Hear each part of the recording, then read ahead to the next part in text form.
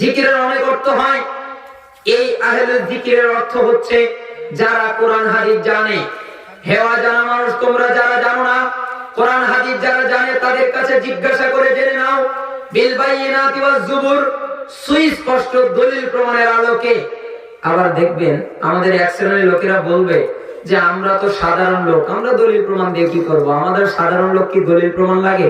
আপনাদের জন্য মজার একটা কথা, মনে করেন আমি ছোট একটা মানুষ, আমার 2 বিঘা জমি আছে ঢাকায়। কয় বিঘা? ধানমন্ডিতে। কোন জায়গায়? নাই, ধরেন আছে। আমার কিন্তু জমি নাই, ধরেন আছে 2 বিঘা জমি ধানমন্ডিতে আমার আছে। আমি বিক্রি করব 10,000 টাকা। কয় হাজার? আপনারা নেবেন না কেউ? 10,000 টাকা 2 বিঘা জমি আমি বিক্রি করব, আপনারা কি নেবেন? নেবেন। কি বলবেন? 2,000 টাকা, 2 বিঘা জমির দাম মাত্র 10,000 টাকা। ভিক্ষুকও বলবে আমি তো ভিক্ষা করে অনেক পেয়েছি, যাই সিরিয়াল দিই দেখি পাই কিনা। সবাই যাবে, তখন আমি যাওয়ার পরে সবাই আসবে খুব সুন্দরভাবে সেজে গুজে আতর গোলাপ লাগিয়ে একদম চকচকে উজ্জ্বল চেহারা নিয়ে আমি সবার সামনে বের হয়ে এসে তখন আমি বলবো, হে লোক শোনেন, আজকে আমি জমি বিক্রি করব মাত্র 10,000 টাকা 2 বিঘা। শর্ত একটা আছে। কি শর্ত? 10,000 টাকা দেবেন, আমার জমির দলিল নাই, জমি নিয়ে যাবেন। নেবেন? বলেন কে নেবেন? কেউ নেবেন না। কেন?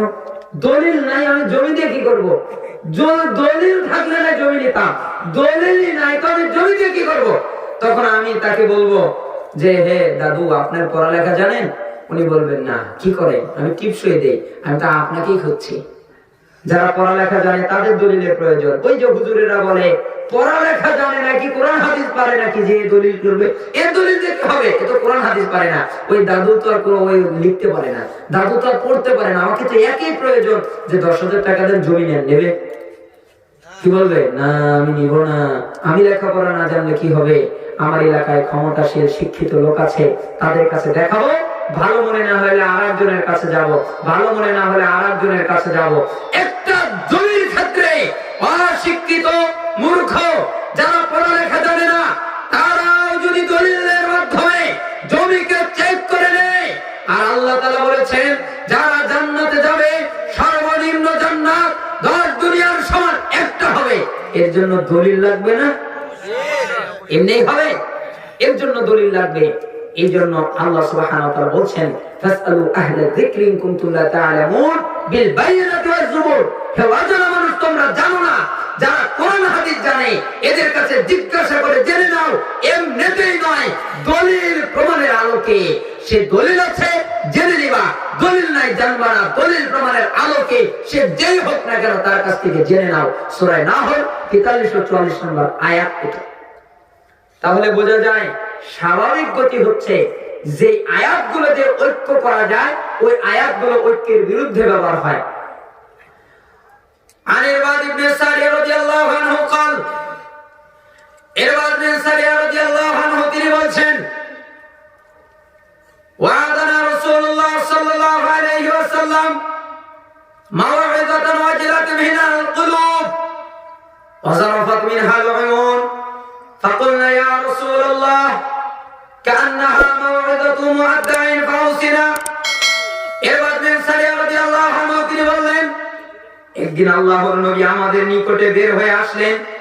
সমস্ত হাদিস প্রায় জানা কথা। তিনি যখন জুমার খুতবা দিতেন তখন তার চক্ষু লাল টকটকে হয়ে যেত, তার কণ্ঠস্বর বেড়ে যেত, তিনি রাগান্বিত হয়ে যেতেন। তিনি খুব শক্ত ভাষায় জুমার খুতবা দিতেন, যেন মনে হতো এই কোন সৈন্যবাহিনীকে ধমক দিচ্ছেন আর বলছেন এটা করো সেটা করো, এদিকে যাও সেদিকে যাও। কিন্তু আজকে ব্যতিক্রম ঘটে গেল। আল্লাহর নবী সাল্লাল্লাহু আলাইহি সাল্লাম আমাদের নিকটে বের হয়ে আসলেন। আমরা দেখলাম তিনি আমাদের মাঝে এমন আলোচনা করলেন, এমন নসিহত করলেন, তাতে আমাদের অন্তরগুলো ভয় পেয়ে গেল। আমাদের চক্ষু দিয়ে টস টস করে পানি পড়তে লাগলো। আমরা বললাম কান্নাহা মাওইদাতু মুআদ্দাইন ফাউসিনা। হে আল্লাহর নবী, মনে হচ্ছে এটা বিদায়ী নসিহত। আপনি আর আমাদের সামনে বেশি দিন বাঁচবেন না, আপনি হয়তো আর বেশি দিন থাকবেন না, এটাই হয়তো জীবনের শেষ নসিহত। হে আল্লাহর নবী, যেহেতু চলেই যাবেন, যাওয়ার সময় আমাদেরকে কিছু নসিহত করে যান। তখন আল্লাহর নবী বললেন, উসিকুম বিতাকওয়াল্লাহ, আমি তোমাকে নসিহত করলাম, উপদেশ দিলাম আল্লাহ ভয়ে। বলেন তো কার ভয়ে? কারণ আল্লাহর নবী জানেন এমন এক জায়গায় তিনি আঘাত করলেন, একটা ব্যক্তি যদি আল্লাহকে ভয় করে তাহলে সে আর জিনা করতে পারে না। একটা ব্যক্তি যদি আল্লাহকে ভয় করে তাহলে সে সুদ খেতে পারে না। একটা ব্যক্তি যদি আল্লাহকে ভয় করে তাহলে সে ঘুষ খেতে পারে না।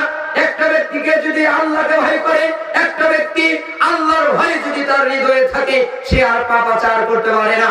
মুহাম্মদ বিন আবু ইমরান তিনি বলছেন যে আমি হাতেম আল আসমকে জিজ্ঞাসা করলাম, আপনার এত হাস্যোজ্জ্বল কিভাবে, আপনার এত সুন্দর হাস্যোজ্জ্বল কিভাবে, আপনি এত খুশি থাকেন কিভাবে, আপনি এত হাসি খুশি থাকেন কিভাবে? তখন তিনি বললেন, শোনো, আমি আল্লাহর উপরে ভরসায় থাকি, তাকে আমি 4 ভাগে ভাগ করেছি। 1 নাম্বার, আমি জানি আমার রিজিক নির্ধারণ করা, আমার রিজিক আমি ছাড়া কেউ খাবে না, এই জন্য আমার রিজিকের টেনশন নাই, এই জন্য আমাকে হাস্যোজ্জ্বল দেখো। 2 নাম্বার, আমি জানি আমার আমল আমাকে করে দিতে হবে, আমার আমল কেউ করে দেবে না, সেজন্য আমি সব সময় সৎ আমলে ব্যস্ত থাকি। 3 নাম্বার, আমি ভালো করে জানি আমার মৃত্যু আমাকে বলে আসবে না, হঠাৎ করে আমার মৃত্যু চলে আসবে, সেজন্য আমি সদা সর্বদা মৃত্যুর জন্য প্রস্তুতি নিয়ে থাকি। 4 নাম্বার, আমি জানি যে আমি যেখানে পালাই না কেন, পালানোর কোনো জায়গা নেই, পালানোর কোনো জায়গা নেই, গোপনীয় কোনো জায়গা নেই, সব জায়গায় আমি পাপ করতে লজ্জাবোধ করি। এ কারণে আমার রব আমাকে দেখছেন, এ কারণে আমি তার সামনে পাপ করি না, লজ্জাবোধ করি, আল্লাহ ভয়। এজন্য আল্লাহর নবী বললেন, উসিকুম বিতাকওয়াল্লাহ, আমার শেষ পর্যায়ে আমি তোমাদেরকে উপদেশ দিচ্ছি, তোমরা আল্লাহকে ভয় করবে, আল্লাহ ভীতি অন্তরে ঢুকাবে। ওয়াসসামি ওয়াত তাআ, তোমাদের যারা নেতা হবে তাদের কথা শুনবে, এরপরে আনুগত্য করবে। ওয়া ইন তাআম্মারা আলাইকুম আবদুন, যদি একজন কৃতদাস তোমাদের নেতৃত্ব দেয় তবু তার কথা শুনবা। যদি দেখো তার কথা সঠিক আছে তাহলে তার আনুগত্য করবা, যদি দেখো তার কথা সঠিক নাই তাহলে আর তার আনুগত্য করবা না। ওয়ান্নাহু মান ইয়া'iশ মিনকুম বা'দি ফাসায়ারা ইখতিলাফান কাসীরা ফা'আলাইকুম বিসুন্নতি ওয়া সুন্নাতিল খুলাফা'iর রাশিদিন আল মাহদিয়্যিন আদু আলাইহা বিন নওয়াজিদ ওয়া ইয়্যাকুম ওয়া মুহদাসাতাল উমুর ফাইন্না কুল্লা বিদআতিন দালালা। আল্লাহর নবী বলছেন, তোমরা ভালো করে শুনে রাখো, আমার পরে তোমরা যারা জীবিত থাকবে আমি আর তোমাদের ভিতরে বেশি দিন বাঁচবো না, খুব তাড়াতাড়ি আমি তোমাদের মাঝ থেকে বিদায় নিয়ে চলে যাব। তোমরা যারা আমার পরে জীবিত থাকবে তারা অচিরেই দেখবে অনেক মতভেদ, অনেক দলাদলি, অনেক মতানৈক্য দেখতে পাবে। এক দলের সাথে আর এক দলের মিল নাই, তারা মাযহাবে মাযহাবে বিভক্ত হয়ে যাবে, তারা মানহাজে মানহাজে বিভক্ত হয়ে যাবে, তারা দলে দলে বিভক্ত হয়ে যাবে, তারা পীর মুরিদিন নামে বিভক্ত হয়ে যাবে, তারা একজন আর একজনের সাথে ছিন্ন বিচ্ছিন্ন হয়ে যাবে। অচিরেই তোমরা দেখতে পাবে আমার পরে মতানৈক্য আর ইখতিলাফ। এ সাহাবী, ওই সময় তোমাদের উপরে আবশ্যক, হে আমার উম্মত, ওই সময় তোমাদের উপরে আবশ্যক আমি নবীর সুন্নাতকে আঁকড়ে ধরা আর আমার খোলাফায়ে রাশিদিনের সুন্নাতকে আঁকড়ে ধরা। সাহাবীদের সুন্নাত ওইটাই, আল্লাহর নবীর সুন্নাত যেটা সেটা, অর্থাৎ আল্লাহর নবীর সুন্নাতকে আঁকড়ে ধরবে, মারির দাঁত দিয়ে কামড়ে শক্ত করে আঁকড়ে ধরবে, আর দিনের মাঝে নতুন কিছু আবিষ্কার করা থেকে সাবধান থাকবে, কেননা প্রত্যেক দিনের মাঝে নতুন কিছুই আবিষ্কার ভ্রষ্টতা।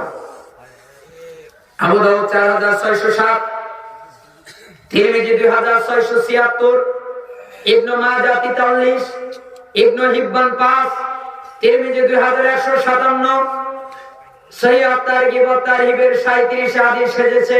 হাদিসের মান সহিহ। ইমাম তিরমিজি বলছেন হাসান সহিহ, গ্রহণযোগ্য হাদিস। তাহলে এই হাদিস দ্বারা আমরা কতগুলো মাসালা জানতে পারলাম।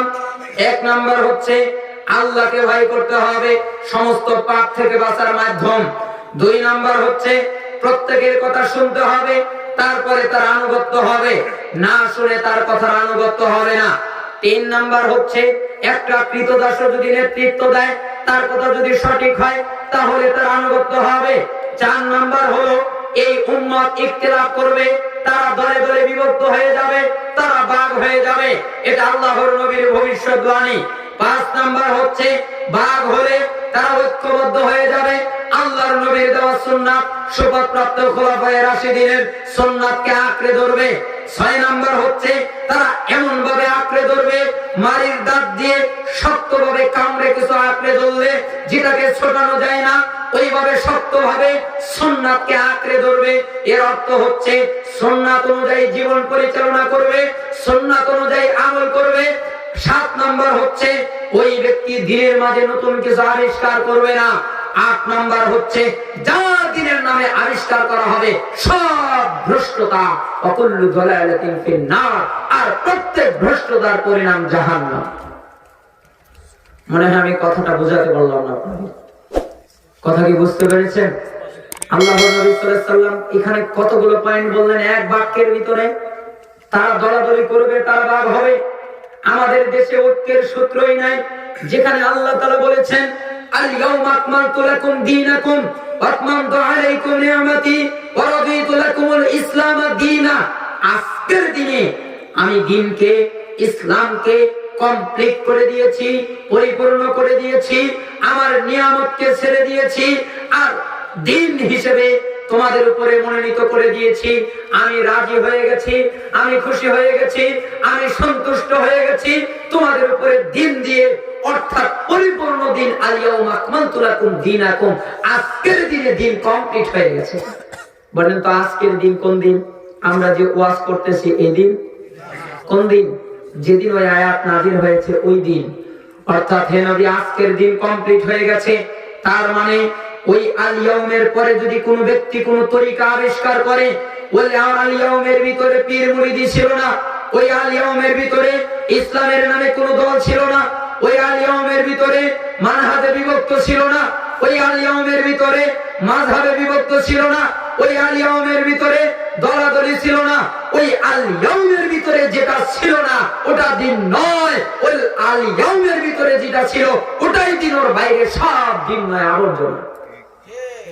আবার হুজুরেরা ঐক্যের ফর্মুলা খোঁজে, বলে যে আমরা কিভাবে ঐক্য করব। কিভাবে ঐক্য করবেন? ইসমুন রাসমুন, আল্লাহ তাআলা যে আপনাকে একটা দিন দিয়েছেন, ইসলাম দেননি? ইন্না দীনা ইনদাল্লাহি ইসলাম, আল্লাহর নিকটে মনোনীত দিন হলো ইসলাম। আপনি ঐক্য করতে চান তাহলে এই দিন ইসলামের আগে পরে কোনো শব্দ লাগাবেন না, ইসমুন রাসমুন দুটা ঠিক রাখবেন, অর্থাৎ নাম আর একটা চিত্র। ইসলাম শব্দ লিখলে একটা চিত্র হয় না? এই চিত্রটাকে ঠিক রাখবেন, আগে পরে কিছু লাগাবেন না, তাহলে আর দল হবে না। যখনই আল ইয়াউমের সাথে আগে পরে লাগাবে তখনই দল তৈরি হবে। কিভাবে ইসলামে লাগান? ইসলামের আগে একটা লাগান হেফাজতে ইসলাম। বলেন তো কার দল? আহমদ শফি। দেখছেন কার কাছে গেছে? বলেন তো কার কাছে গেছে? আহমদ শফির কাছে গেছে, আল্লাহ তাআলার কাছে কিন্তু যায় নাই। হেফাজতে ইসলাম আহমদ শফি। ইসলামের শাসনতন্ত্র কে? চরমনায়। ইসলামী ঐক্যজোট, অনেকে আবার দেখলো, আবার কেউ বললো জামাতে ইসলাম, আবার কেউ বল ইসলামী জামাত, আবার কেউ বানালো ওই ইসলাম তো ইসলাম। আবার আরেকজন দেখলো যে না, এরা তো বিভক্ত হয়ে যাচ্ছে, তাহলে তাদেরকে কিভাবে ঐক্য করা যায়, সেজন্য তারা ইসলামী ঐক্য জোট নাম দিল, মানে আরো দুইটা শব্দ দিয়ে আরো বিভক্তি ঘটলো।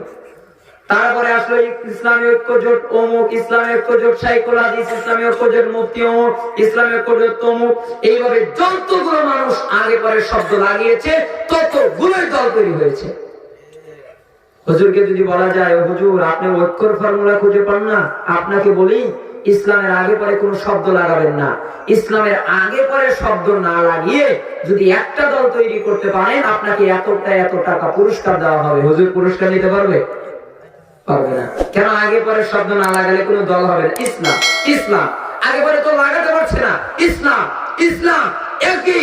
ঠিক ঐক্য করতে চাইলে আগে পরে যত শব্দ আছে সব কেটে দেন, আবার ঐক্য হয়ে যাবে। ঠিক আহলুল হাদিসও তাই। আহলুল হাদিস কোরআন সুন্নাহ সমর্থিত শব্দ, কিন্তু এটা দল হয়েছে কখন? যখন আগে পরে শব্দ লাগানো হয়েছে।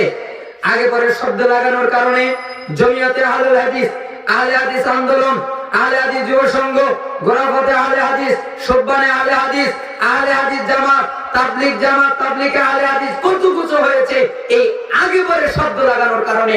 যখনই আগে পরে শব্দ লাগাবে এই তখনই দল হবে, আগে পরে শব্দ কাটবে ওই দিন আমার ঐক্য হয়ে যাবে, ঠিক না?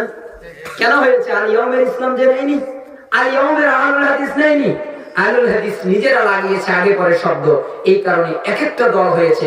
আল্লাহ তাআলা আমাদের বুঝে তৌফিক দান করুন। যদিও আমি ঐক্য নিয়ে অনেক কথাই বলতে চাচ্ছিলাম, তো এই বিষয়টা খুব সেনসিটিভ, বোঝা খুবই কঠিন এবং ধীরে বোঝাতে হয়, সেজন্য আপনাদের হয়তো অনেক কষ্ট হয়ে গেছে। আল্লাহ তাআলা আপনাদের বুঝে তৌফিক দান করুন। মোটামুটি ভাবে আপনারা বুঝতে পেরেছেন ঐক্যের কিছু ফর্মুলা নিয়ে। এরপর আমাদের দ্বিতীয়